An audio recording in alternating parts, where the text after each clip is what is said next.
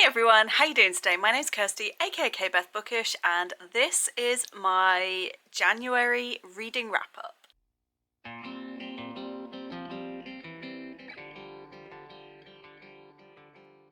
My January reading has been split into two videos. I've got this one and then my TBR gate following the TBR gate prompts that I did. I thought I'd filmed an intro for this, but either I did and I've accidentally deleted it, or I didn't and just forgot. But either way, when I imported all the footage, the first thing I had was a video of me starting with my first book of the year where I'd kind of left out the beginning bit. It was clear that I'd filmed something before this clip. So yeah, I just thought I would come in, give you a little proper introduction and hello, and say that this is my reading wrap up, and the video is going to start now with me kind of coming in halfway through something I've already been saying. But yeah, just bear with me while I get my bearings back in the UK. Enjoy, and I'll speak to you at the other end with my final and wrap up. I gave it 4 stars. This follows Z, who is a half human, half spider demon, and we follow her when she accidentally kills a man in front of the most popular girl in her school, which then leads to a series of events that reveals that there might be more people around her who also are not as they seem. And she also discovers that she's not the scariest thing out there. So things that I loved about this, I loved Z as a character, I loved her attitude, I loved her approach to things. I felt she read as very, very believable and very real, and she even had teenage drama and teenage angst, but it wasn't overdone and it wasn't over the top like a lot of YA writers tend to do, and they make everything the most extreme. She felt real, and she felt like I would have reacted as a teenager. I liked the dynamic between her and her aunt, and it was again another one of those with complicated family dynamics, and her being like, if I'm such a burden, why do you even care about me? And you know, that one hit pretty hard in the feels. I really liked the lore with the demons, and it was an interesting plot that came in with like where there's witches and demons and all sorts in this world. I loved the dynamic of the dumpling shop, all of the staff that worked there with her and her aunt. It was just such a found family cozy vibe, and the way that they banter between each other and the way they all act about things. They're a little family, and I absolutely adored all of that. And I also found that the humour was pretty on point with this. Things that I didn't like so much, I really wasn't a fan of Dior. I understood why she was the way she was, but even with the stuff, and I can't talk about it because spoilers, but even with the stuff that caused that, when you took all that away and you just got Dior as herself, I didn't really feel anything from her, and I didn't really get the dynamic between the two of them. Even at the end of the book, I don't think it was like a romantic book. I don't think it was like them being romantic towards each other, but I still kind of felt they still felt too stiff and uncomfortable, and it made me feel uncomfortable. Whereas the dynamics with her friends made me uncomfortable because I didn't like the fact that she was hiding. Obviously she hiding the fact that she's a demon, but she just seemed to be a bit too withdrawn from them, and I understood one of her friends who just kind of blasted off at her about it. And I got that. I was kind of backing that, thinking, yeah, you could have given them a little bit more than you did. And she did completely blow them off for 3 days without any explanation. And I felt like that was just a shitty thing to do. So, you know, there were things I didn't really like. I also really didn't like how we didn't get much about her parents. And so like with her mother, it's like, well, she even said she doesn't really know what her mother's up to. But it just kind of felt like we were just told she's a spider demon, and there was no real information beyond that, apart from like one little bit. And I don't know, I just would have liked a little bit more on that side of things, and some of the pacing wasn't always there for me, but I did love most of the characters. Julian as well, oh, he was such the sweetest little cinnamon roll. I loved him, and I love how he was just trying to protect everyone. And yeah, it was a great time, and it was definitely one that I'm glad I picked up for my first book of the year. I do hope that there might be a sequel. Like, I feel like it's been written in such a way that there could be a sequel. So Sydney Koo, if for any reason you watch this or see my review on Instagram, please write a sequel. Please. I need to know more about the witches stuff. So 4 stars for my first book of the year. I also completed my first graphic novel of the year, which was The Witch Boy by Molly Knox Ostertag. This is a middle grade. Again, I didn't realise this when I picked it up. You've got Asta, who's part of a family who have magical abilities, only similar to Cemetery Boys, it's extremely gendered.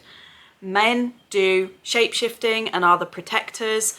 The women do the healing and they are the defenders. So they do things like the scrying, the divination, they put up the wards and the barriers, while the men are the ones who sort of shapeshift into animals and they protect the land by being the sort of they're the sword, the women are the shield kind of situation. You've got Asta, who is a male, but he has never been drawn to shapeshifting. He hasn't had the dreams that everyone else gets. He instead has always been fascinated with the witches side of things. Only the witches side is kept very secret. It's all like, oh, boys can't know this stuff. So he finds ways to learn about it by sort of eavesdropping in on their lessons. And eventually he performs some magic of his own, realizes that he has the ability. But whenever he tries to say he wants to be a witch, he wants to learn that side of things, everyone shuts him down, says, no, no, no, you're a boy, you can't do that, you have to do this. And the last person who tried to be a witch, it all went wrong and he ended up being evil and ruining everything. He's forced into this role that he knows he doesn't want and can't perform. And the story is an amazing allegory for being trans, because while Asta himself is not trans, that situation he's in where he's being forced to present as something he's not is absolutely so transcoded, and it has been written deliberately in that way. And I felt that that was extremely well written. I also really love the character of Charlie, who's like the non-magical friend that he makes in the book. I love her and how she's supportive and how she eventually helps despite having no magic of her own. So I really did love those dynamics, and I did love that writing.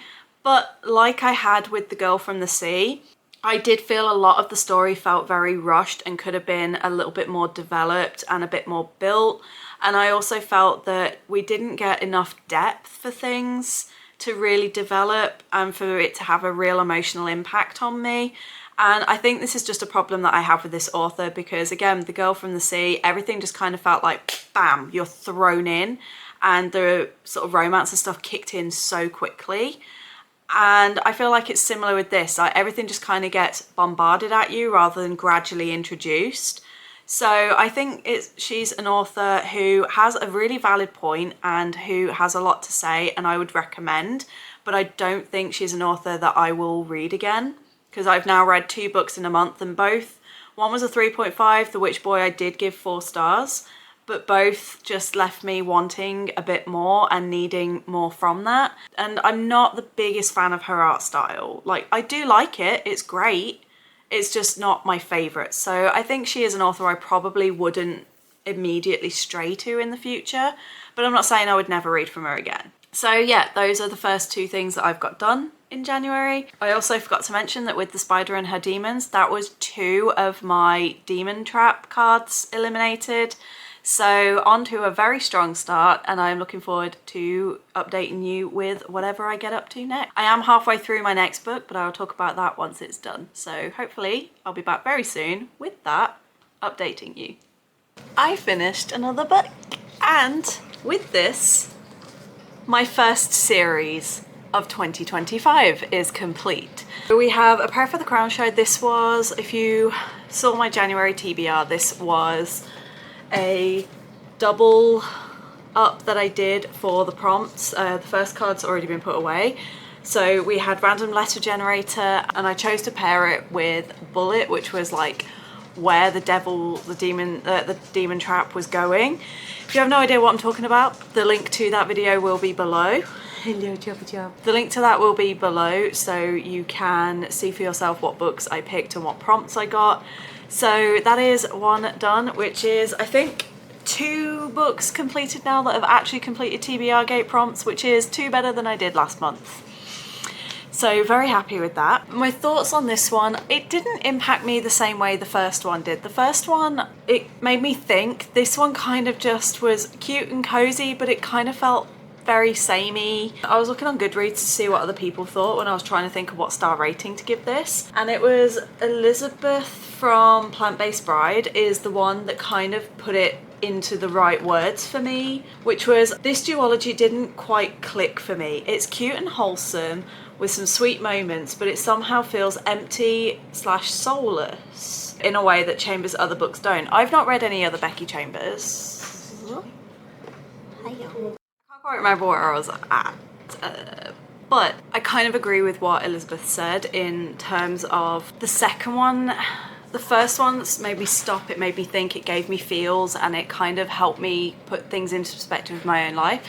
The second one, I do agree, it kind of felt a little bit soulless. It just felt like it was just trying to be wholesome, or it felt like it was trying to set a message, but it wasn't entirely clear what that message was. And I do feel like it needed slightly more to really sort of drive home what the actual message was. I did get the message of, you know, you should take comfort in the everyday things and you shouldn't feel guilty.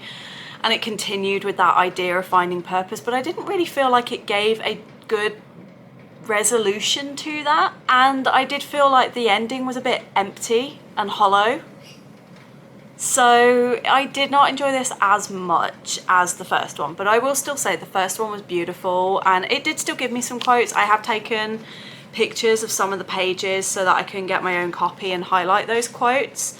And I wouldn't say that it's not one that isn't poignant, and I wouldn't say that I didn't have a lovely time with it, and I would definitely say the writing is beautiful. I would just say that it did feel a little bit empty and lacking, and like something just wasn't quite there that needed to be. After talking about it, I'm thinking it's probably going to be a 3.5 or a 4, but Editing Kirsty will do her magic and let you know for sure up here somewhere.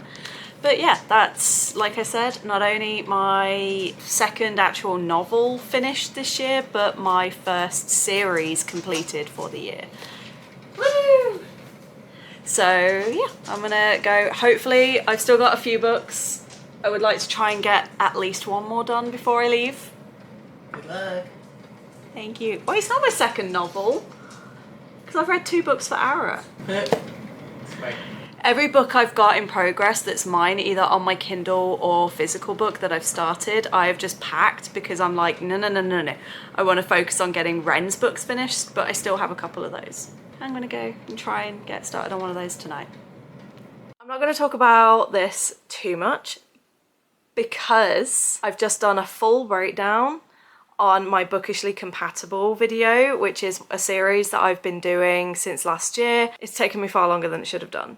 But I've been reading some of Ren's all-time favourite books to see how compatible we are as bookish buddies. So I've just read this one, but I do want to talk about it, partly because I'm aware I'm probably not going to read any more novels this month because I'm in my last 3 full days here in Australia, and then with travelling and everything, even though it'll still be January when I land, unless I get a bunch of reading done on the plane, which I doubt, I'm just probably not going to have any more reading updates after this. So yeah, but I have my first 5-star of 2025, and it's also going to be a very strong contender already for Book of the Year, and it's a big surprise because I thought I was going to DNF if not 2-star this, and that is Butcher and Blackbird by Brim Weaver. I had such a fun time with this. I heard some people criticising it, and admittedly, I agree, it's not the best written. It's not groundbreaking,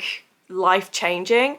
But did I have an absolute blast? Did I laugh? Did I want these characters to win? And did I fall in love with the entire cast of characters?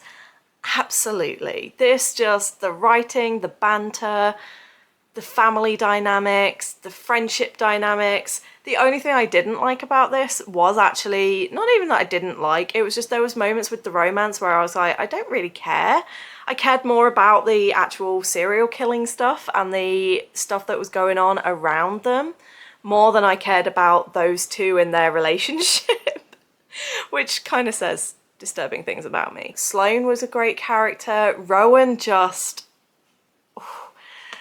Like, he was great. I loved the teasing and the banter between them. I just had a great time, and I read this all, not quite in one sitting. It did take me 2 days, but I read like 250 pages one day and then 100 pages today. It was so good. It was so fun. So yeah, if you want my full thoughts on who I loved and what I loved, etc., please do check out the Bookishly Compatible video, which should be coming out either next week or the week after. But it's like once I'm back in England, I'll be finishing the editing and uploading of that. But yeah, this one was so fun. It's my first 5-star. Like I said, I can't see me reading anything else this month, or if I do, I don't know if it's gonna be as good as this. And it will also be a surprise because I genuinely was not expecting to like this. I thought at absolute most I was gonna give this a 3-star. And within the first 2 chapters, I was like, this is a 5-star prediction. And it was. It was fantastic. I now cannot wait to get to the sequel. If I do read more books, this will obviously either be edited out or I will just be going to the next book right now. I am back home, as you can tell. As you can probably also tell, it is very cold back home. Yeah, I am like double layered up right now. But I'm also here because I've written down all of the books that I read, and I've realised that I've missed a few off doing wrap-ups. I ended up for some reason not recording my thoughts on them. So I thought, as this is my January wrap-up, I would come back and do that now and fill in those gaps. The first one I missed off, I did film a clip of, and then I decided to scrap that vlog, only I forgot that I needed that clip, because I do remember talking about it at some point in January, but I need to bring up my rating, so bear with me while I quickly look that up. So the next one is one of the books that I read for a romantic affair. Please do go check out that vlog if you haven't already. This was Her Vengeance by L.K. Shea. This is about a woman who is a siren, and she has the abilities to enter people's minds, take their memories, and she can either take them very gently or she can basically turn them into a vegetable. She herself has issues with that because when she uses her powers, it can cause her head pain and migraine and headaches. And I was like, yes, chronic pain rep. Okay, yes, it's magical in origin, but still the fact that she uses her abilities and she has a side effect of that ability, always a plus for me, especially as someone who does suffer from migraines. I liked that representation. Her story is basically that she is on a revenge mission because 10 years earlier, she and her sort of father, who was a guy that basically took in stray kids. If you know, you know. He takes in like stray and wayward children. And then 10 years earlier, from what she can tell, they were betrayed by her 3 brothers, who then are now running the city that they've had to leave. Her and the dad fake their own deaths. They've now been planning this revenge plot ever since, and now it is time for that to come into fruition. So we've obviously got some tensions because she was actually romantically linked to one of the brothers. They're not biological, they just sort of grew up as this little family. But as time went on, she and one of them in particular grew very close, and everyone knew that eventually they would be a married couple and they were going to be the end goals kind of thing. Only that got scuppered with the betrayal, and now she wants to kill him. And so she starts going through this elaborate plot, you know, trying to not get discovered by the brothers. I loved the brothers' perspective. This one had a male 3-way. I couldn't have said it better in my review than I did, which is this book is great if you enjoy desk jobs. Any sort of spice was written really, really well, and I find it hilarious, and the author herself finds it hilarious, that the kind of universally favourite character is the cannibal who knits. Like, guys, he's a really bad guy. He tortures people and eats their flesh in front of them for fun, but you love him anyway because he also sits there knitting whenever there's a meeting going. And I loved Alexei. He was amazing. I loved all of them. They were all great. And each of them are from different bloodlines. So she's a siren. One of the guys whose name has slipped my brain right now, he is descended from the Wild Hunt. Alexei is descended from Baba Yaga. One is a vampire, one is a fallen angel. And it was just incredible to see how their powers worked and all the dynamics and the power play. I did give it 4 stars. I did have a great time. I did feel the book ended in the wrong place. It ended with them all going, oh, we need to sit down and talk and work out what's going on. And it felt like that then should have been the final third of the book, was that meeting and the aftermath, but she's written it into 2 books. So it's like this could have easily been one book with both of the parts together, but I also understand that obviously being self-published means you are self-employed, and if releasing the book in 2 parts gets you either more readers or more income rather than selling it as one book, why wouldn't you do it? And I understand that tactic. I might not like it, but I understand it. But I do feel the book did end weird, even for a 2-parter. But that was pretty much my biggest flaw with it. There was like 1 or 2 issues with typos in the book as well. Little tiny clunky things like that, but nothing that took away my enjoyment of the book, except for like the weird ending and how some of the plot was very see-through, and I was kind of like, But everything else, like the character dynamics and the characters themselves, great. Had a great time. 4 stars. And then the final one for the January wrap up before we go to the final book and wrapping up this video is a manga, and that is Kusunoki's Flunking Her High School Debut. This follows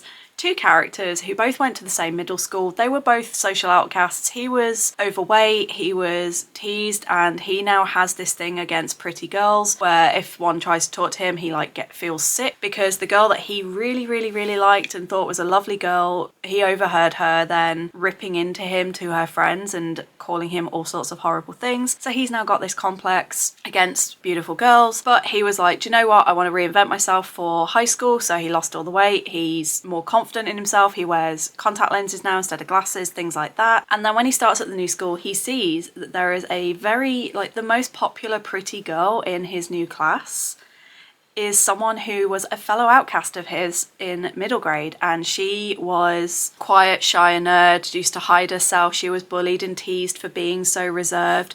And so she went through her own transformation over the holidays. It shows that she's actually a really beautiful girl, but she has no idea how to talk to anybody, and she's struggling because everyone thinks she's popular and all of the guys are asking her out and all the girls are starting to hate her because they think that she's one of those girls, and she's just this awkward little turtle that's like, okay, I wanted to be pretty, but now I don't know how to talk to anyone and I don't know what to do with this popularity. So she asks him for help, and at first he's like, no way, you're a pretty girl, I don't want to know. But then he remembers who she was in middle school and they decide to work together, and they both realise each other is a bit of a nerd. They bond a little bit over anime and manga, and it was so refreshing to see that even though both of them have had these transformations, they are essentially still the same little nerdy beans they were. And now watching them start to maybe have feelings, I absolutely loved it. I thought it was so cute. I thought it was so wholesome.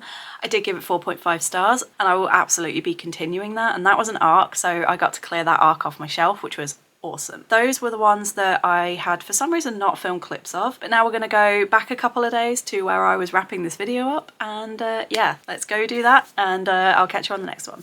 You can absolutely not tell that I'm back in England at all. It is significantly colder here than it is back in Australia. On my last day in Australia, it was 28, 29 degrees. And then my first day here, it's cold. 7 degrees. And I've been awake since 2 a.m. Yeah, I crashed out at like 4 p.m. yesterday when I got back. And then I woke up at nearly 2 a.m. and couldn't get back to sleep. So I decided to get up, and now I'm suffering. Anyway, that is not what you're here for. You are here for reading and bookish updates. I have one final book that I did complete in January. I finished it on the second flight yesterday. I finished The Lantern of Lost Memories, and I can say that I read the entirety of this book while flying. I started it on the flight back from Perth back in the start of January, and then on the last, so the first week in January I started it, the last week in January I finished it when I was on my flight back from Dubai. So yeah, this is one of those translated fictions. It felt very similar to the other books, but I do feel this one was maybe slightly more gentle and more on the emotion side than the other two. But one thing I loved about this is, I'm not going to say actually because I don't want to spoil it, Mr. Hirosaka, this absolute angel of a man, he is so beautiful. The way he talks to people, the reassurances he has,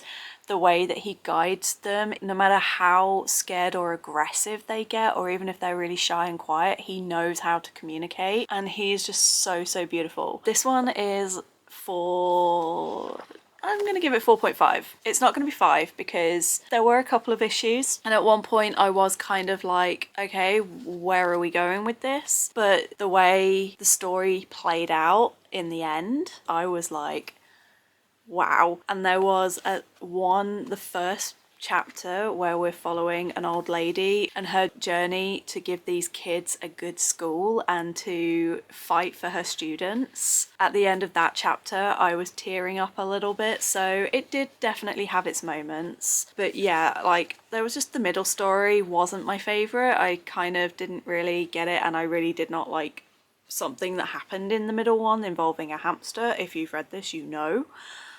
If you haven't read this, be aware that there is an uncomfortable moment with a hamster that someone fixes. It just, yeah. It was only for a couple of pages, but it was uncomfortable enough that when I realised where it was going, I was like, oh no. Just be aware of that. But overall, this was a really beautifully written book, and it didn't really give me that kind of takeaway moment. I think that's another reason it's not a 5-star. All the other ones I've kind of had like something to take away from it, like with the Morisaki bookshop, where it was take those moments to be quiet, and if you need to take time out, you might feel like you're lost, but in actual fact, are you really, or are you just taking a moment to rest? So I did enjoy that, and before the coffee gets cold, I took away the message of you shouldn't live your life with regrets, and you shouldn't dwell on things from the past, and you should keep looking forward. So I did enjoy that as well. And this one I didn't really. I think if I got anything, it's enjoy the moment while you can, because you never know when your life is going to end. But it only came to me while I'm talking about it now. It wasn't one that as I was reading, I was feeling and thinking. So yeah, 4.5. This was definitely keeping, and obviously, as I said, I bought this in Australia, so it will appear in a future video as well, because I'll be doing a books hauled in Australia video soon. But this is my final book for January, and it was my second book that I started in the year. So good start to the year so far with, I think, was it Spider and Her Demons was 4-star, this was 4.5, and then if you check out my TBR Gate wrap up, you'll see that I had a whole bunch of graphic novels and manga, and all of them, I don't think I got anything below a 4-star. Oh no, I did. I had a DNF and a couple of, but I still had a fantastic start to my reading year.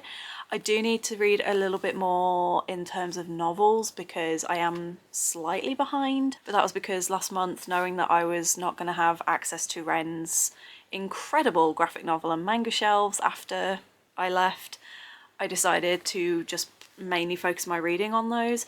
Whereas now that I'm back home, I am still obviously in my, well, I'm just over my first 24 hours home now. I've got a little bit of jet lag. I am feeling the effects of the travel, so I'm probably gonna have a few days where I'm probably not gonna be reading, so I'm gonna be like settling back into life. But like today, I've just been playing Genshin all day just because I needed to do something to keep my brain busy, but nothing to tire myself out too long. But I should hope to get back to reading soon. But yeah, this is my reading wrap up for January. I hope you've enjoyed watching this video. Let me know in the comments what your first read for the year was, or is if you're still currently reading it. What rating did you give it? And have you had any 5-star reads yet for 2025? Let me know. In the meantime, I hope you're all good. I hope you're staying safe. Don't forget to check out my Etsy and Patreon, which are always linked below, and I will see you on the next one. Bye!